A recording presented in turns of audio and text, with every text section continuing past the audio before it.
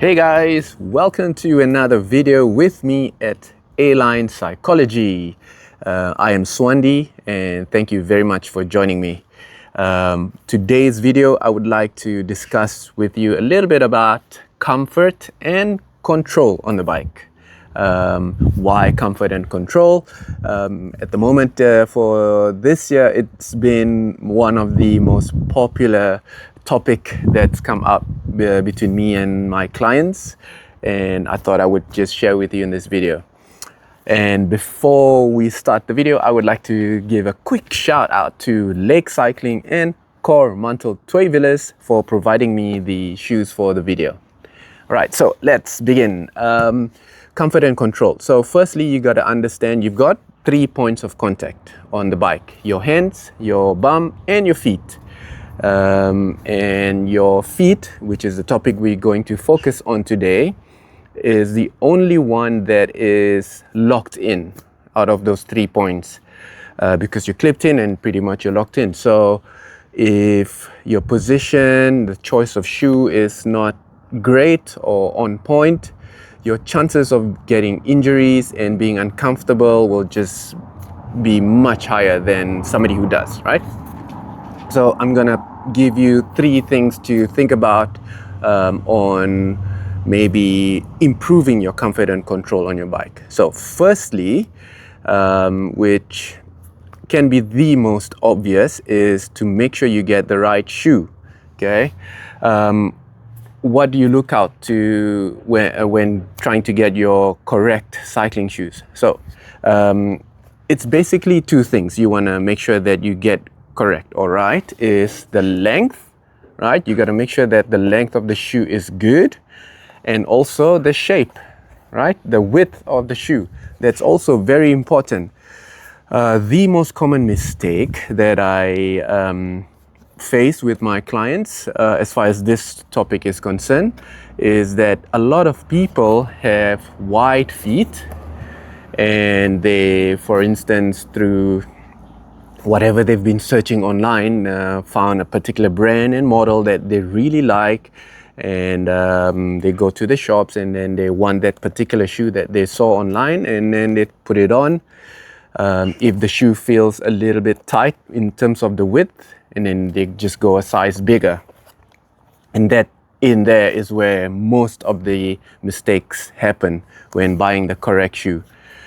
Because what happens when you buy a shoe that is a little bit too big for you is that you affect the positioning or location of the cleats that you put, because the longer the shoe, the further up the location or the bolts that you can put the cleats on move further up. So that is also affected. And when the shoe is too big, that you also create a little bit too much space, which then affects your control on the bike, okay? So firstly, the length. You got to make sure you get the length correct. The cycling shoes are not like your running shoes where you need a lot of space in the front.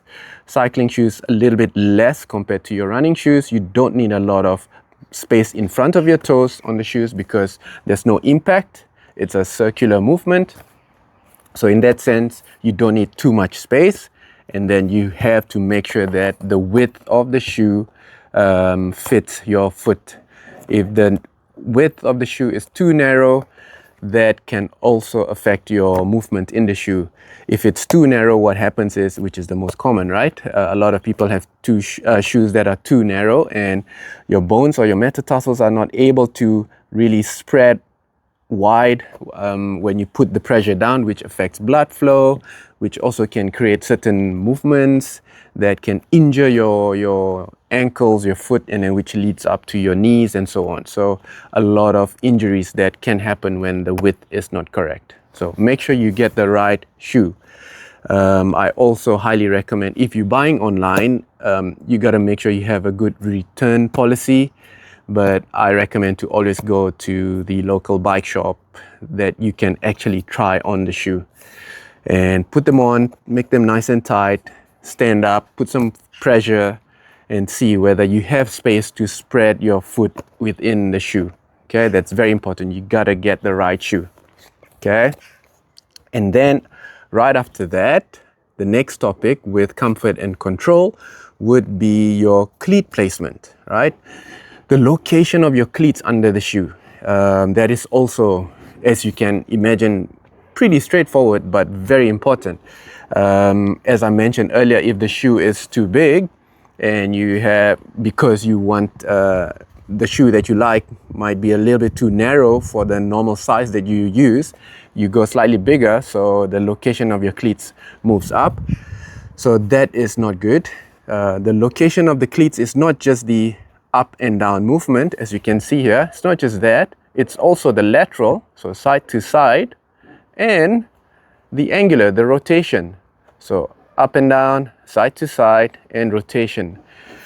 Those are the things that you look out for when setting up your cleat position.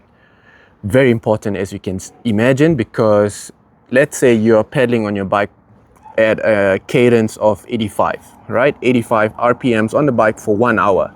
In 1 hour at that RPM, you probably be pedaling about 5,000 times. Now imagine clipped in, locked in into the pedals, and you're doing something that is wrong or uncomfortable for a few thousand times, right? For 1 hour. So that's not healthy. So you gotta make sure that you get the cleat positioning right. Sure. Obviously, number one is first prize for me is always to recommend to go to a professional, go to your local bike shop and get somebody who knows what they're doing to help you. If you don't get the chance to do that, you have a busy schedule and you want to do it yourself, yes, there are a few ways to make sure that you can put your cleats in a safe place, which I will help you in the next video. Okay, so for now, the second part for comfort and control, as I mentioned, would be your cleat placement. Have your cleats been placed under the shoe correctly? Okay, and then last but not least, I would like to maybe touch on a little bit about the last part here is the pedaling technique. So this can also help you with maybe having more comfort or even control on the bike. A lot of people, because when now that you understand you're clipped in and you're drawing a circle with the pedal, you would think that the most effective way to pedal on the bike is to draw that circle or having that push and pull. So yes, I would say you can do that, right? You can push and pull or draw that circular movement on your bike. But I'd say leave that technique for your warm-ups or your recovery.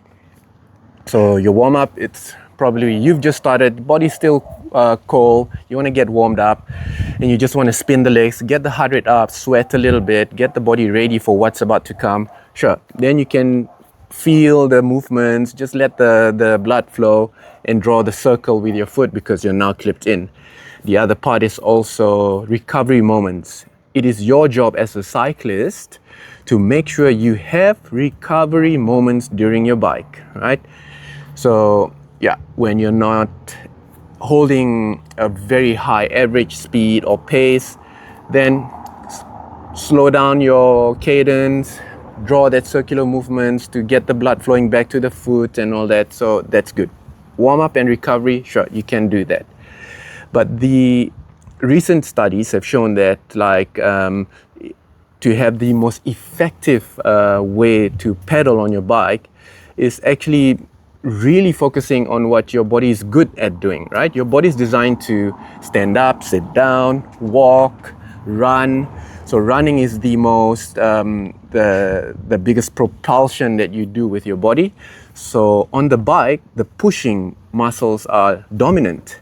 So that would be your downward stroke on the pedal. So the circle with the pedal is the downward stroke on the bike that you want to use your body and focus that energy into that part of the pedal stroke, the downward motion. So just focus on the push, left and right, be smooth about it.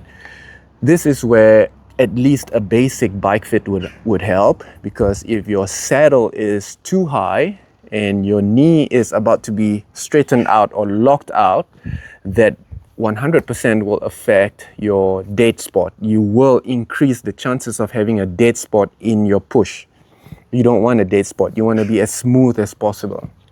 So when speed is your priority, focus on what your body is good at, which is the downward stroke, left and right. Just push and be smooth about it. Don't worry about the pulling effect too much, right? There are a lot of different types of bike fitting systems done by professionals nowadays that can help you with that. When they put you on their system, they will show it to you on the screen what you're actually doing, and you can from there customize or learn more about what you are good at and improve there. So third part of this topic that I'm going to talk to you about today is that your pedaling technique. When you're trying to get more speed, sometimes it's better to just focus on the downstroke of the pedal. All right. So I hope that helps. The first one is to make sure you get the right shoe. Make sure the length is good. Make sure the shape and the width is very good. And then right after that is your cleat positioning, the location of your cleats under your shoe. Make sure if you can't do it yourself properly, look for a professional that can help you to get the positioning of your cleats properly with a cleat fitting. And last but not least, look at how you're pedaling on the bike. Are you smooth? Do you have a dead spot? Is anything preventing you from doing what you're good at? So that would be the pedaling technique, right? And there you go. If there is anything else that you feel that is stopping you from having good comfort and control on the bike, please feel free to leave a comment down below, and I will definitely respond to you on there. And let me know if there's anything specific that you are experiencing on your bike that you are not sure about, and I will definitely help you out with that. All right, so that is it from me today with comfort and control. Expect a few more videos regarding comfort and control, as there are a lot of other aspects to it in other videos. But if there is something specific that you'd like me to talk about, feel free to leave a comment down below or DM me, and I will respond to you accordingly. Until next time, keep the rubber side down, enjoy your rides, and I'll see you next time. Bye-bye.